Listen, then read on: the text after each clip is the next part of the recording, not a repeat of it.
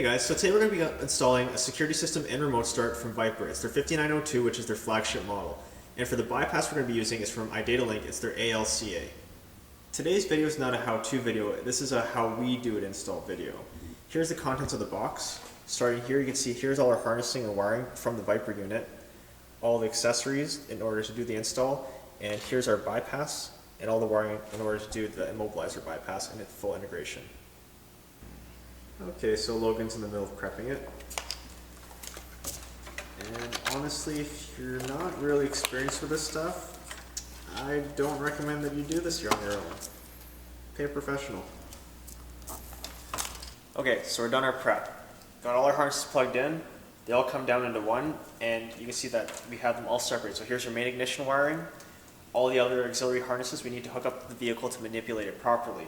So when the alarm or the remote start brain gets tucked up, it's going to be up here or wherever you want, and then each harness goes to its designated spot.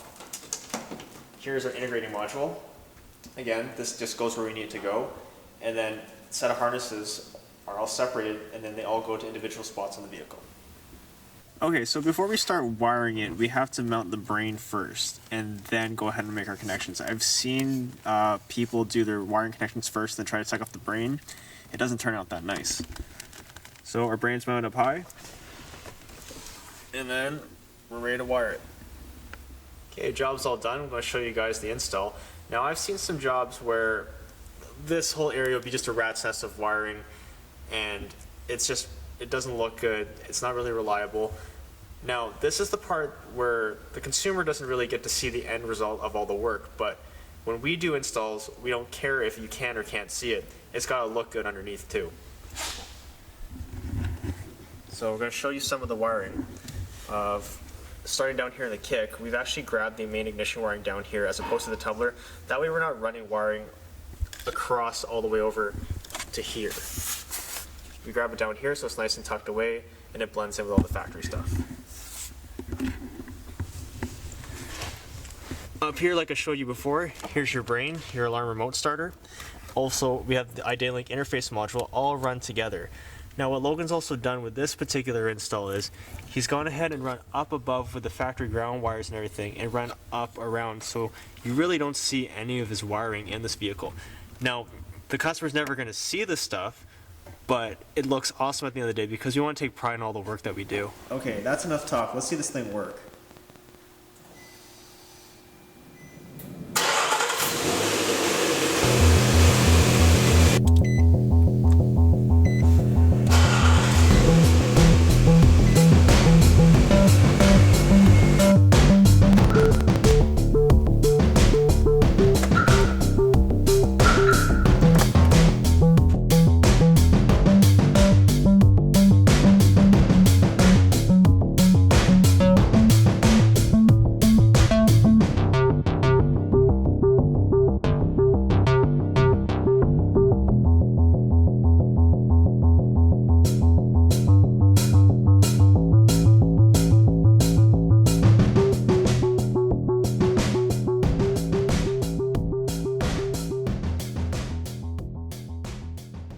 Now we're going to show you guys and explain what's going on with the truck and what we've done to it. So first we're going to arm it.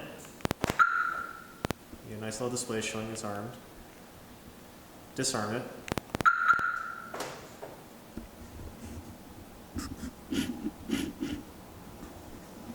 And now we're going to remote start it.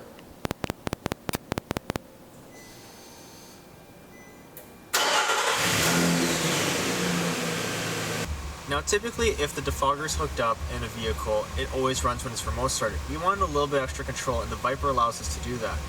So you're going to see this light turn on when we activate it, whenever we choose to.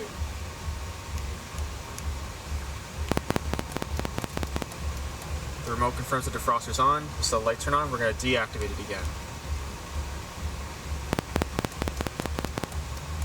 That way we're not always using the defogger, and we don't have to put extra wear and tear on it.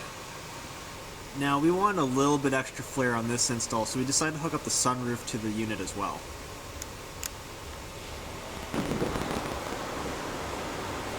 And if you notice on all these auxiliaries, the beautiful thing about the Viper is we can actually label these auxiliaries to what we're actually activating, so it looks a lot more trick, a lot more factory looking.